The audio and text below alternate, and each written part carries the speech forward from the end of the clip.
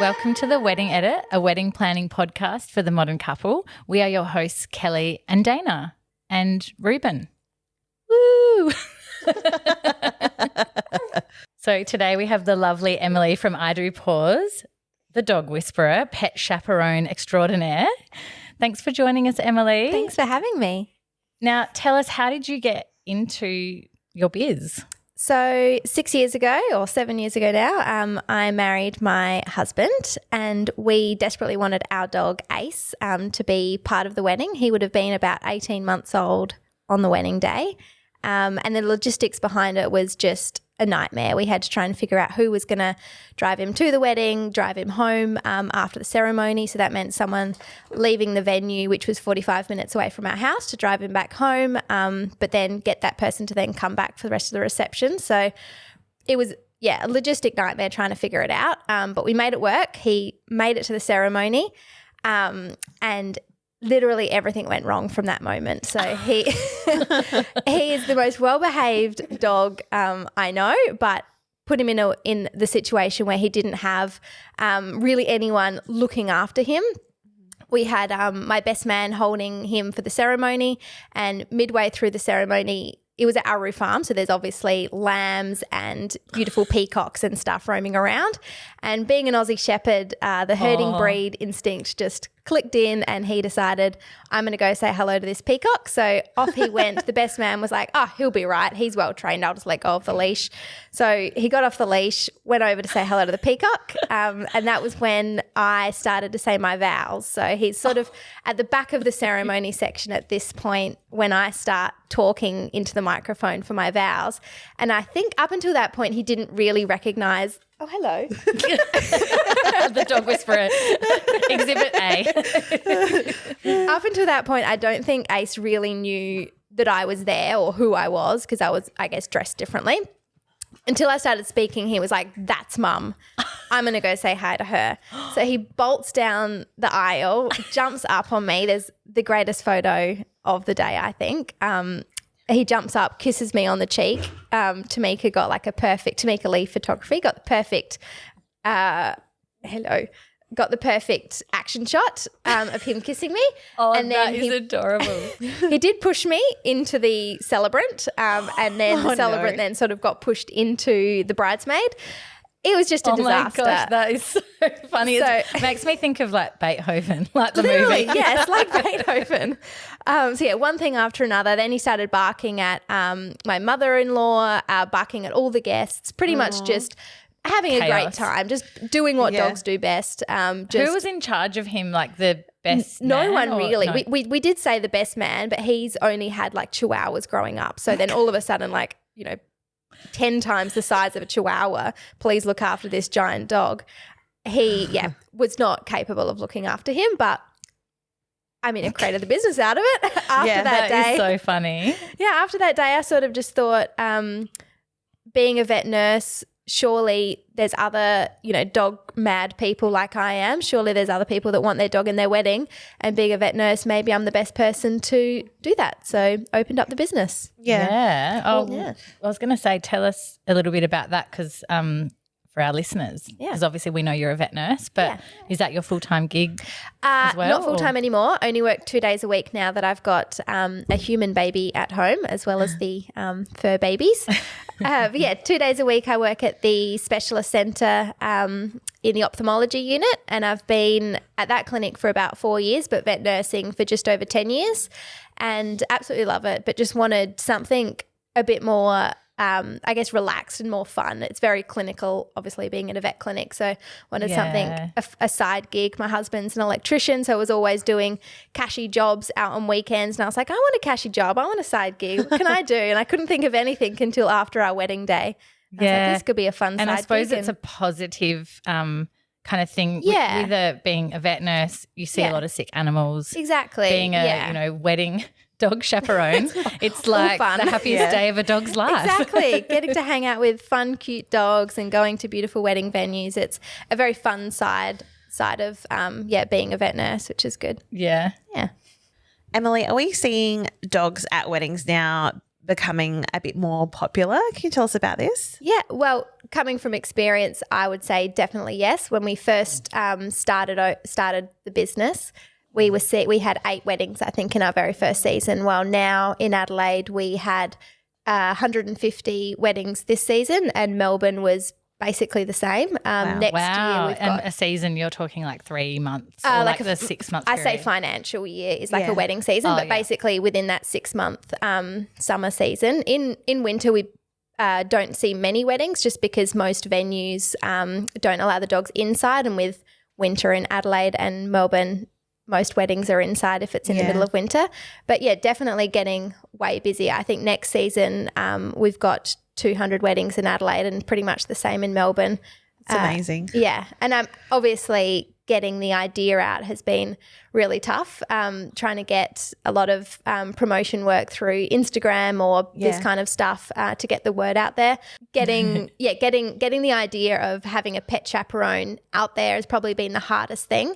And I think now that it is sort of becoming a normal thing to have your dog at the wedding, people are just chucking it into Google dog sitter wedding day or something like that, and then we're popping up, which is good. So our services are definitely becoming more popular, and I assume dogs at weddings. I mean, you would know more than I. You're the one that saw the weddings beforehand and now are seeing it now. I'm guessing you guys would know more if dogs are more popular, but I always put it on my supplier list now as a like we've got a template, and we put, all of we get our clients to fill in all their suppliers, and we've got like dog sitter on there as a permanent thing, which is so cool, because when I got married, we couldn't have our dog at our wedding, and that was early 2016 because I didn't know there was such a thing, and it was a nightmare, just even logistically trying to get her looked after on the wedding day and night and fed, because we didn't really know our neighbours. We hadn't been living in Adelaide that long because we'd just moved back from interstate.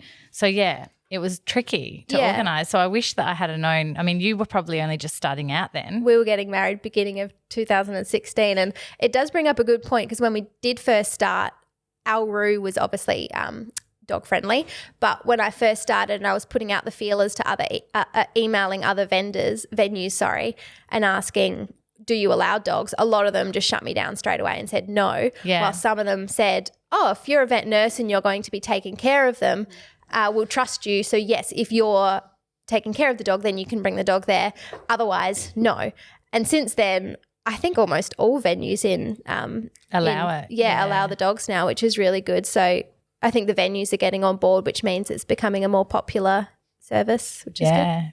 So are all your staff vet nurses then? Yeah, all the girls that we hire are vet nurses. I find couples are reassured and a lot more trusting of us being all vet nurses, just because, if there was to be an emergency on the day. But the main side of I Do Paws and what we're doing as vet nurses is looking at the dog's behaviour and their body language cues to know, is the dog about to bark? And, right in the middle of the ceremony, we don't want that. So we can look at the dog's body language and go, okay, ears are pinned back or eyes are starting to get shifty. We need to step in and do something. So although there's not much vet nursing done on the day of the wedding, a lot of it is like behavioural stuff, which we've all studied. So definitely only hiring vet nurses, which I think is sort of like our point of difference compared to other businesses, which that's is good. important, I think, just having that experience and being able to read a dog in a situation that's out of the ordinary for the dog. Yeah, exactly. They're not usually out at a wedding with that many people. Yeah. What do the shifty eyes mean?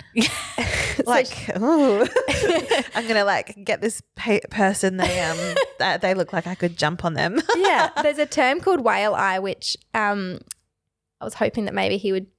Oh, there. So see how he looked at me. Right. He like the whale eye is like the white part of the eye, and it sort of looks like a moon that you can see. Some dogs just do it naturally because when they look up or look sideways. Okay, yeah. Some dogs just do it because they can't be bothered turning their head to look at you. But solid. When it's like an anxiety whale eye, it's where the dog will sort of like, this is not going to come across well in talking. You might need to put like my video in this. Yeah. But when they they have their body facing one way, but then their eyes are looking over here because that's like the stressy thing. Yeah, I see how it's a whale. Yeah. So the whale eye is a sign of stress. So if we see that in the wedding during the ceremony or something, we know the dog's freaking out a little bit. It might need a little bit more space, or they might see someone. I had a dog the other day that didn't like men with beards or hats. Yeah. Of course, I had. That's you, Doug. Wait, you guys were at that wedding? Oh. Yeah. Yeah. Yeah. He didn't like sunglasses either. Ali and Jack's Yes, wedding. you were all I was there. I did the styling. Dana and Doug did the photo and video. So I had Doug with the beard, trying to calm the dog down from that. Then I had Luke with his hat. He was taking photos around the venue. I had heaps of guests wearing sunglasses. So Dante, that's right, yes. Yeah. And I can't just go to you Ali. and say, Doug, please shave your beard. The dog's freaking out. Or, everyone, get rid of your hats and don't be sun smart. So it was very bright too. Exactly. Doug and I were talking about it day. on the way home in the car. We were saying about how like the only thing that we were sad about the whole day is that we didn't get to speak to the dog more. Hang out with it. Because we're like, oh, it was so sweet, but like also kind of freaked out by the guests. Yeah. Which, it's still good that they were able to have him there. Yeah, exactly. And like when we do the meet and greet before the wedding, they do tell me all those triggers for the dog, whether it's like birds or hats or random things. So going into the wedding, I knew that it was going to be a tough gig because so many people in summer obviously wear hats and beards. So tell us about the services you provide. So we try and provide a service from start to finish so the couple don't stress about their dog whatsoever. So we come out to their house, meet the dog a couple months before the wedding. We can do training sessions if they have like a particular role they want for their dog in the wedding, like ring bearer, walking down the aisle or anything like that. Otherwise, it's just pretty much you just bond with the dog, get the dog to know us and vice versa, and also get to know the timeline for the day. And then from there, on the wedding day, we'll come out to the couple's house or boarding kennels or wherever the dog might be on the day of the wedding. We'll pick them up, drive them out to the venue. We always arrive 30 minutes before the ceremony starts, just so the dog can have a good sniff around, get used to the new surroundings and just relax, because sniffing is a really calming behaviour. So get them used to everything and then greet the guests one at a time, because we find if, I guess when we first started out, this wasn't a thing that we did. We would arrive as the guests are all there and it was quite overwhelming for the dogs. The packages have evolved over the years to what they are now. So now we arrive 30 minutes beforehand so they can greet the guests one at a time. And I find that they're just so much more chilled and the ceremonies just run so much smoother. And as well, it gives us more time to get to know the dog as well, that little bit of extra time, or get all the wheeze and the poos out beforehand. Mark their territory. Yeah, exactly. And another thing about hiring a professional is that we will clean up all of that. And you don't have to have your, like in my wedding, father in a beautiful suit picking up poop on the wedding day.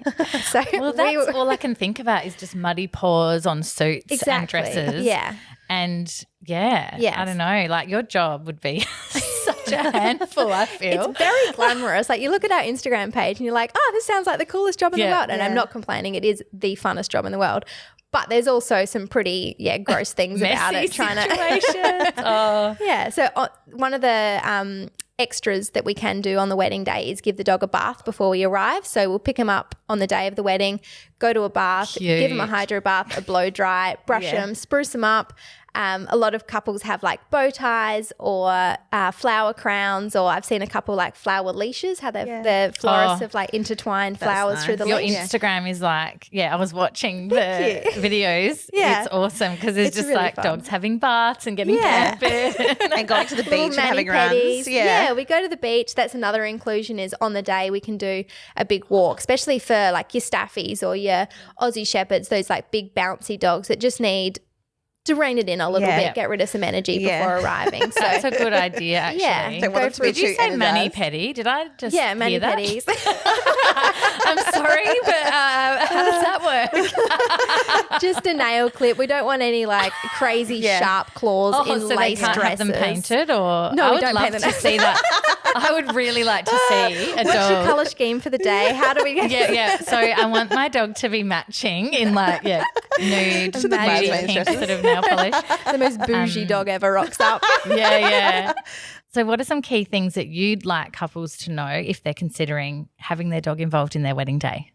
I think letting the couples know that we do everything in the dog's best interest. So we try and keep the dog happy at all times. So all the packages are really customizable, but then on the wedding day, everything could go out the door and we go plan A, plan B, plan C, and basically whatever the dog wants to do is what we just go with the flow, really. Yeah. If the dog sees someone that the dog doesn't want to interact with, that's fine. We just stay over that side of the venue, whether it's someone with a beard, someone with a hat. We just have to go with the flow and see what the dog wants to do. We don't ever push the dog into a situation that they don't want to do, which comes back to being a vet nurse and knowing the dog isn't settled right now. How can we get the dog settled and go from there? So even if we do have the big plans of the dog walking down the aisle with the rings, sometimes that doesn't happen. We just have to go with the flow and see what the dog wants to do.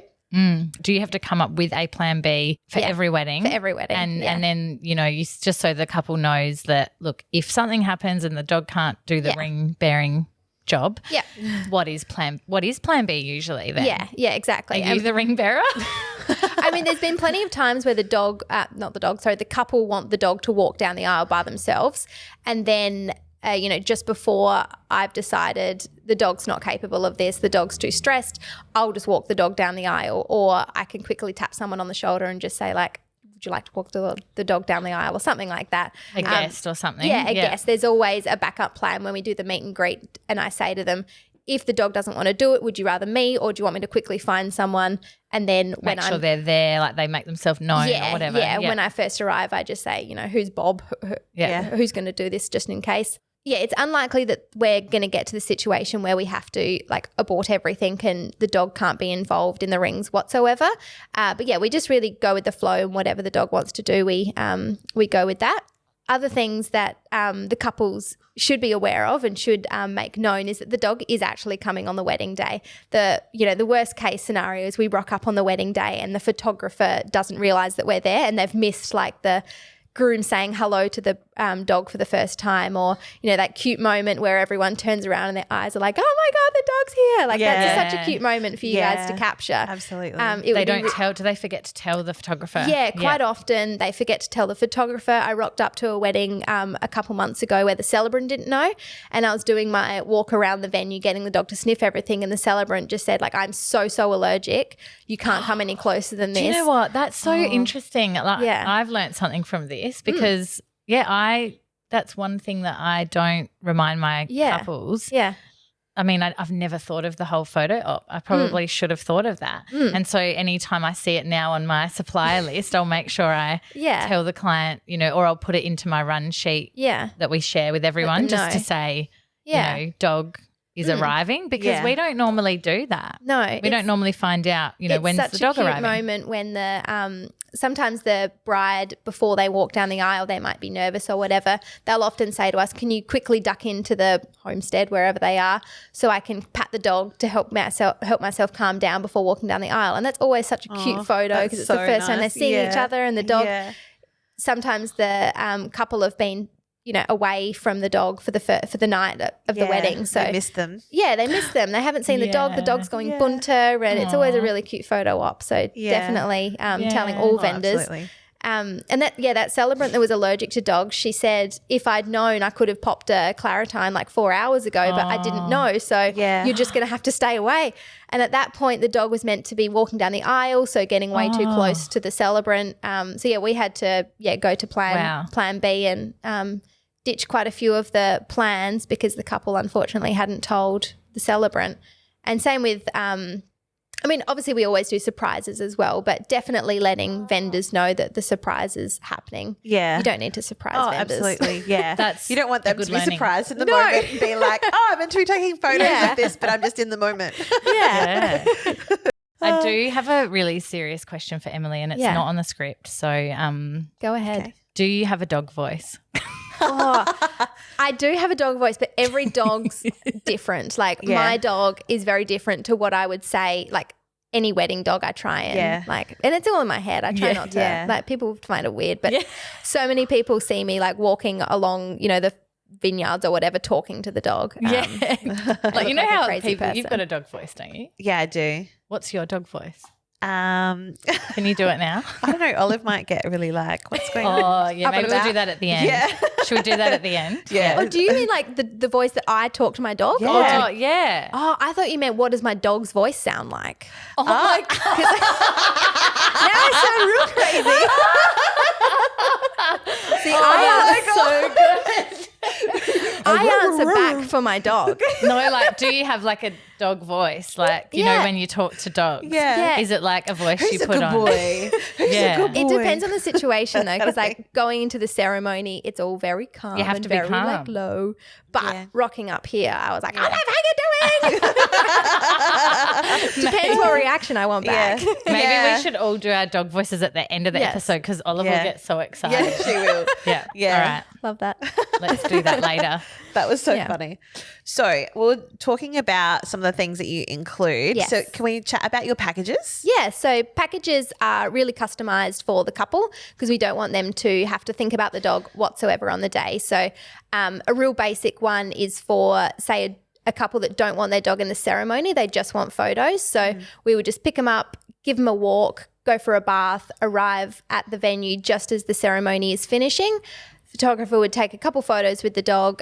We generally say like an hour is the best time for the dog's photos just because the photos aren't actually going on for an hour, but we just need an hour for the dog to calm down, get a couple shots, go back down, calm down again, come back in, couple shots, and vice versa, like back and forth. Yeah. And then after we'll then drop the dog back home, feed it dinner. Being vet nurses, we can medicate the dog if it needs any nighttime meds, and then we'll tuck it into bed and head off. That's so good. Yeah. And then for more inclusive dogs for the ceremony, they can be a little bit longer. So that sort of time frame's normally about 3 hours by the time you're driving, you know, an hour out to a wedding venue. But yeah, a little bit longer, say 4, 5, 6 hours for the whole whammy. That's the big walk, the ceremony, arriving 30 minutes beforehand, photos, and then driving home after. And we can dog sit or house sit. We don't allow dogs to come back to our house just because we've got cats, rabbits. We had a lamb the other day that I had to bring home from the vet. So there's always there's always random animals at our houses. So yeah, we will house sit at the couple's house, but not back at our house. Okay, yeah. And roughly how much would couples be looking at, like if you give me a starting price? So starting price is $375. That's for like the 3-hour photo package. And then from there it goes up and it depends really. Yeah. Some people go away on their honeymoon for a month and need us to house sit for the whole month. So can people do that? Like what's the maximum length of time you've had to house sit / dog sit? We've got one coming up which is a month in January. Wow. Before that, COVID really ruined all honeymoons, unfortunately. So we've had like a pretty chill wedding season the last couple of years of just doing the weddings and then going home. But really some people just go away for weekends, and then some people go away for the whole month. We've done a couple of times where we drop the dog off to the boarding kennel on the way home from the wedding, and then if we know their flight or they tell us their flight, they say they get back in a month's time, we'll then go back to the boarding kennel a month later or whatever, pick the dog up, bring it home for them. So then the dog's sitting there waiting for them, happy by the time they get home from their honeymoon. Good. Yeah, that's a big commitment though, isn't it? Like dog sitting for someone for a so month. long. Yeah. And how soon should couples be looking at booking you in then, especially if they're wanting to have you come and like look after their dog for a month? That's a long time. Yeah, it is. Most people book about a year out in advance. I try and encourage people even longer than that. 2 years is fabulous to be able to get my rosters going. Yeah. We do have 8 girls in Adelaide and 9 girls now working over in Melbourne. So we've got plenty of girls rotating through doing weddings. So we rarely Hello. It's like I'm not getting enough attention. Do you want to ask a question? Yeah. When do I get my next treat? Give me your bed. Go on. So when you first meet with your couples, do you go through all the things that they kind of need to prepare for the wedding day? And can you tell us a few things that they might need to do? Yeah, if they haven't booked a training session with us and they just want to know how they can prepare their dog, I always say taking their dog to like a football game or like an oval where there might be a playground and lots of, motion and noises and movement happening is always a good way to sort of prepare or see how their dog would react to that. That's always a good indication of if the dog's going to be okay on the wedding day or not okay.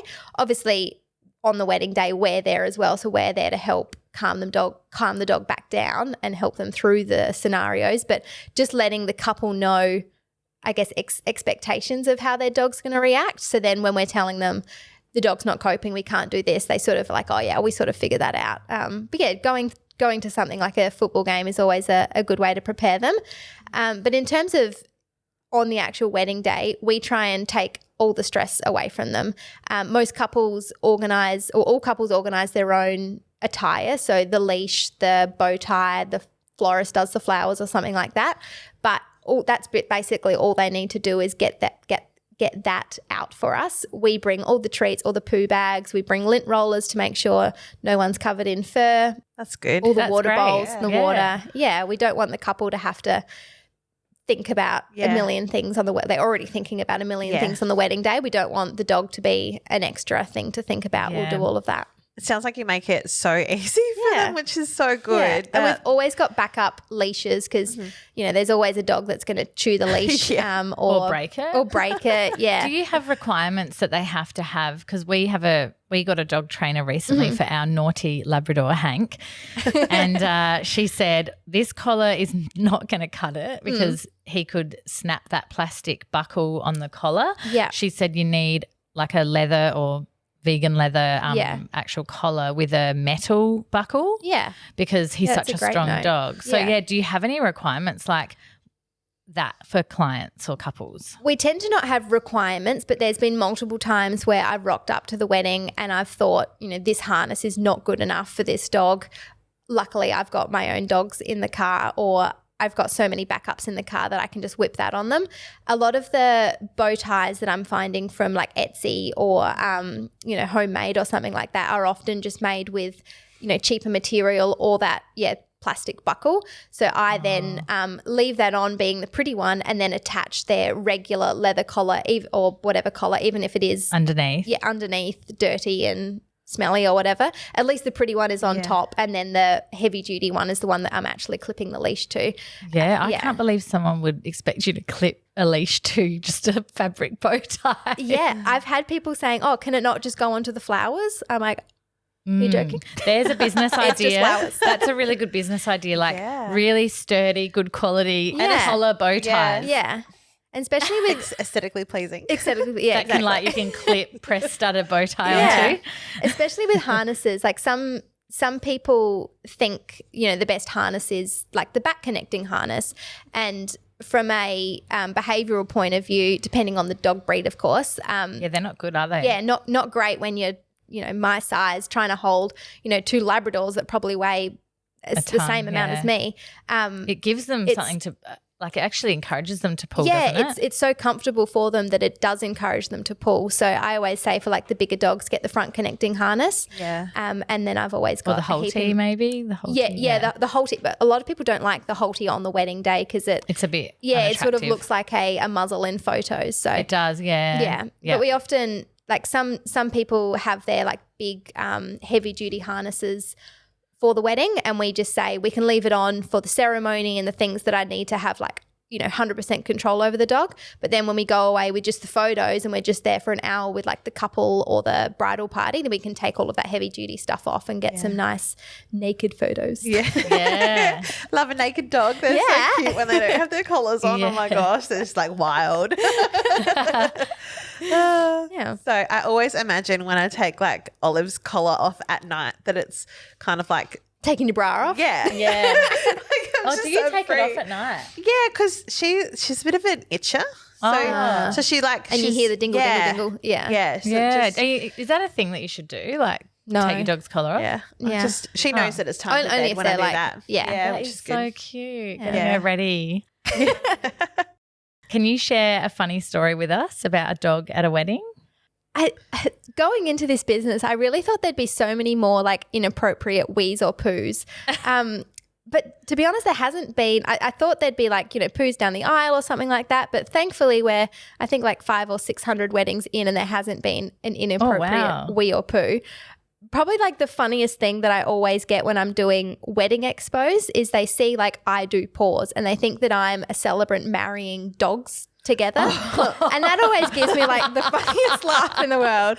Like, is there a market out there for that? Should I add that to my people services? Say that seriously? Are they joking? No, they're not joking. They're sort of staring at my sign, seeing like I've got a few dog photos like with the bow ties and everything. They're sort of, I can see them like puzzled staring at, going like, what on earth does she do? And I'm like, hey, you've got a dog at home. And they're like, yeah, do you marry dogs or something? And I'm like, no. How do you know that they're giving their consent? Yeah, exactly. And that's like an arranged marriage.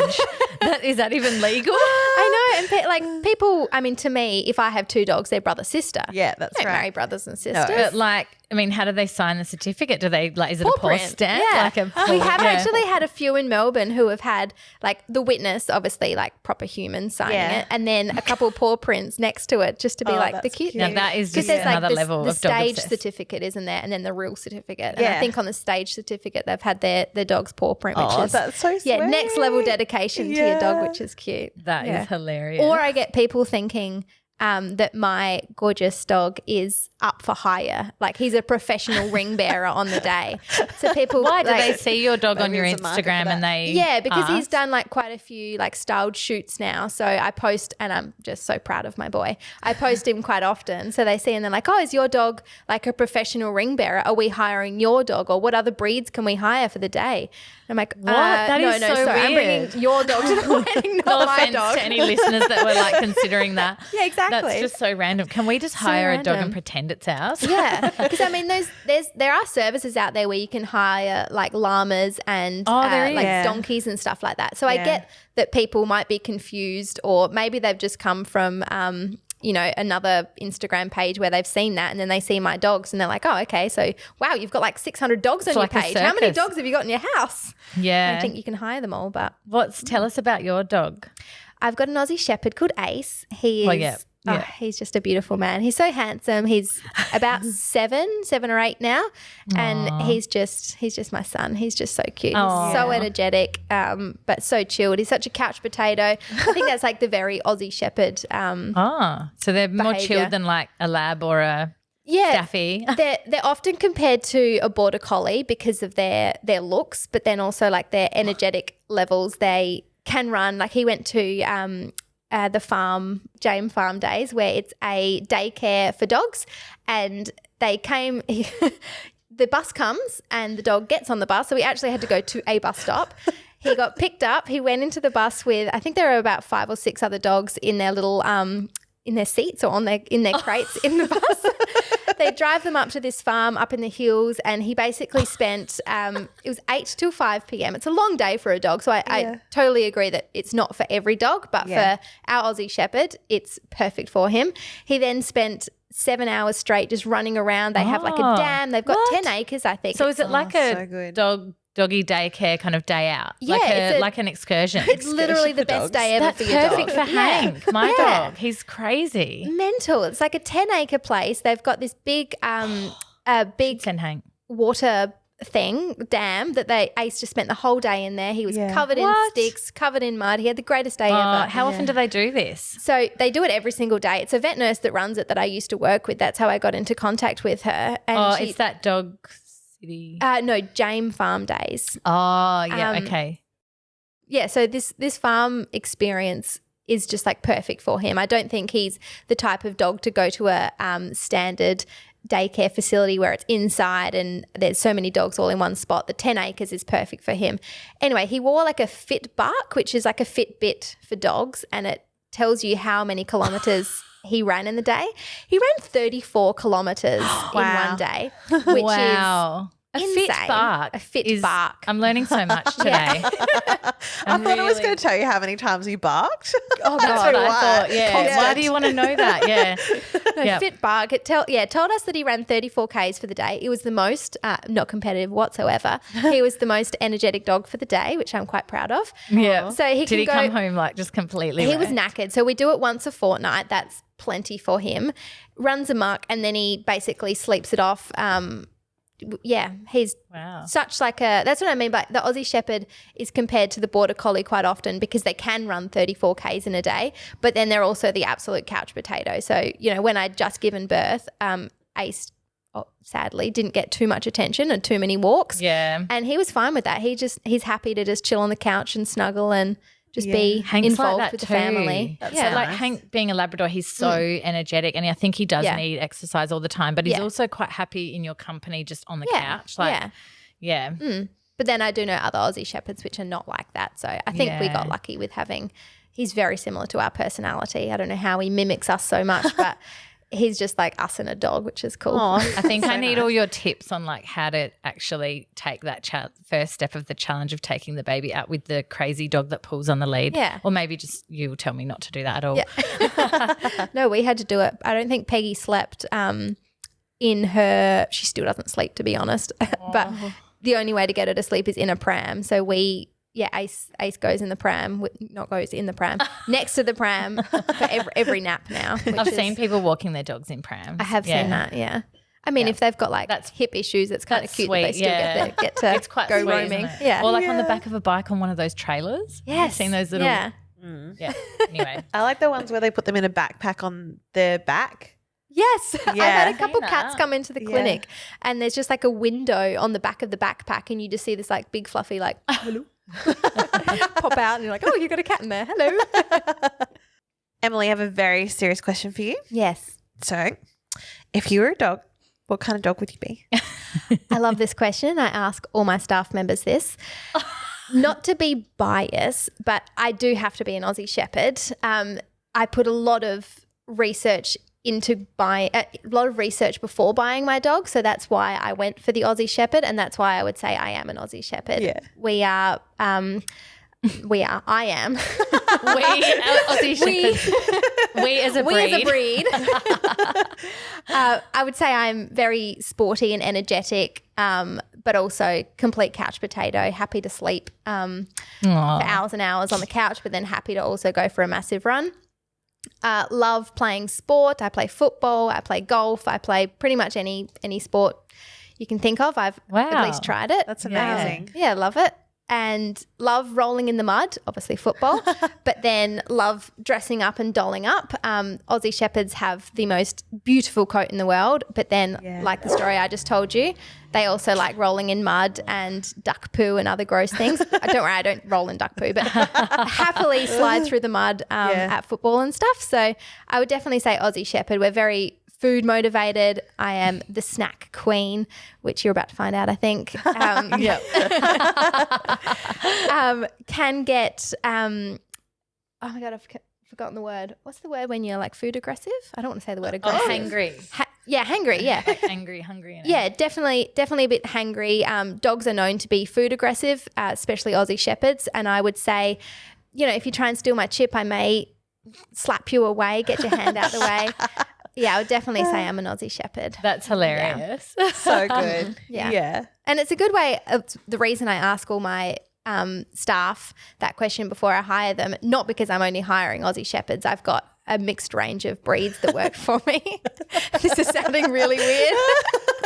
I love it. I've definitely got a very mixed bag of breeds working for me, but I think it makes you really think about your own personality, and then it's nice to then match up that personality with the dog. So I don't just look at the wedding that pops up and just say, this is this breed, this is this location, this nurse here will go do it. I look at it and go, this is a greyhound. I need the most like gentle staff member to work that one. I'll put the greyhound with the greyhound. Yeah. Which is good because then I think the dogs bond way more rather than just me going out and doing all of them because I am not everyone's cup of tea. I understand that. Every dog's cup of tea. Every dog's cup of tea, yeah. Quote, unquote. Emily, I am not every dog's cup of tea.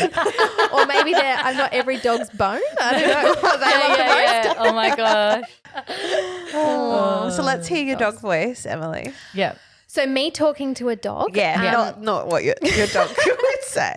Me talking to a dog, I think I'm like super energetic and up and about, and I'm normally like, oh my God, how you doing? Oh, hello, what's up? Yeah, very, very up and about, which, yeah, again, is not every dog's and not every situation as well. If I'm wedding me, it's talking like a calm voice and hello, my love. It's always my love. I've never seen you do the crazy one. Really? At the wedding. That's cute. Yeah, probably not at a wedding unless it's like once we finish with the photos. Yeah. But like you hear my stupid sounds behind the camera. So trying to get the dog's attention to look at the camera, I do my like. Oh, that's like my silly to try and get the dog to look at the camera. Have you heard that before? Have you heard Emily? Well, I think you did it with Dante. Yeah. But we've seen you at lots of weddings now. Was that annoying? No, it's good. It helps so much. Yeah. Oh, does it? Just like mute me during the if you're like being the videographer, you'll need to mute me for that section. But it gets the dogs like up and about and excited. It gets their ears like pointing forward and looking forward. Oh my gosh, and sort you're of get so clever. I get the staffy smile if I do those types of noises. Do dogs smile? Yeah, the staffy smile is I've like always known that. So all the way No, out. but I've always thought dogs smile. But you know, some people think it's just them panting. But is it actually them smiling? Olive's got quite a smile. You can see the muscles on the side of her face pull That the is side of her so lip back. cute. Yeah. Oh, I'll try and video Ace smiling because Dalmatians smile, like they actually do have like a smile. Oh yeah. But a lot of people think it's like because it's the same as sort of the aggressive, but it is well known that Dalmatians aren't doing that. That they are actually smiling. But yeah, Ace smiles as well. He just copies us back. When we come home from work, he's like, oh. My poor dog Hank excited. doesn't smile that often, so maybe he's sad. He's not sad. No, it's definitely He's not sad. it's definitely breed specific. Yeah, no, Holly used to smile a lot, our other dog. Oh, there she is. that There. She's smiling. Hilarious. You need to Doug's going to put a photo for the YouTube people watching on YouTube of Olive smiling. So Dana, what's your dog voice? So mine's like very much like a baby kind of voice, like, hi baby, how you going? You being such a good girl. Are you being That such a is your good girl? voice. You do that with Hank. Oh, baby. Oh, you darling. You're such a baby. I'm like, oh, you're so lovely. I love you so much. I love you so much. She's loving it. Oh, I love you. Yes. Yes, I love you. Do you love mummy? Do you love your mum? Do you love your mum? Come here. Come tell me. That's so good. The thing with me, my dog voice is like I've got a voice like that I talk to the dog with, but then I've got a voice where like I impersonate what the dog's thinking out loud. Yeah. So like if I'm talking to the dog, I'll be like, hello, oh yeah, you want to cuddle? Come on. Like that. But then if I'm actually like pretending to be Olive. the dog, which I often like to do around the house sometimes, not when I'm on my own. Like it's usually a performative thing. No, like it's just like me and my husband, we always had this dog voice for Holly, our old dog, and we've kind of continued it with Hank when we lost Holly last year. But now our 4-year-old is starting to do dog voice, and so we'll just be like, I'm trying to think of something I would say like, oh yeah, I just went to daycare today, like just had a good day, took a few poos on the lawn, like just it's such a weird voice, but and we'll just be like, oh, I was kind of expecting Hank's voice to be a bit lower. Oh, that's Holly, isn't it? That was Holly's voice, but like it's kind of continued for Hank. Yeah. Yeah. So Joel actually does it even higher pitched than me. Like and it's just become so like good. this random thing that we do. Like, oh yeah, just ate your leftover cereal when you weren't looking. Like, I couldn't agree more. I always do stupid voices for like the dogs that I'm chaperoning, and it's honestly, I go for the accents even. Like there's do it. the British accents. Then there's like some dogs are just like studs and you got to give like, yeah, bro, just going to go get my ball and go roll in the mud. Got to get involved. What's Ace's voice like when you pretend he's talking? I can't think of the actor, but he's like the, the Batman, and then there's the older man, the British man. Yeah. Alfred, is it? Alfred, yeah. Yeah. What's his real name? Is it Michael Caine?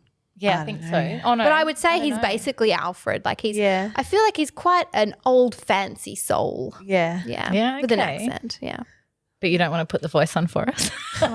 You're like embarrassed to do it. Look, I just made an absolute idiot of myself. I think someone needs to join me. I don't even know. No, you don't have to. You don't have to.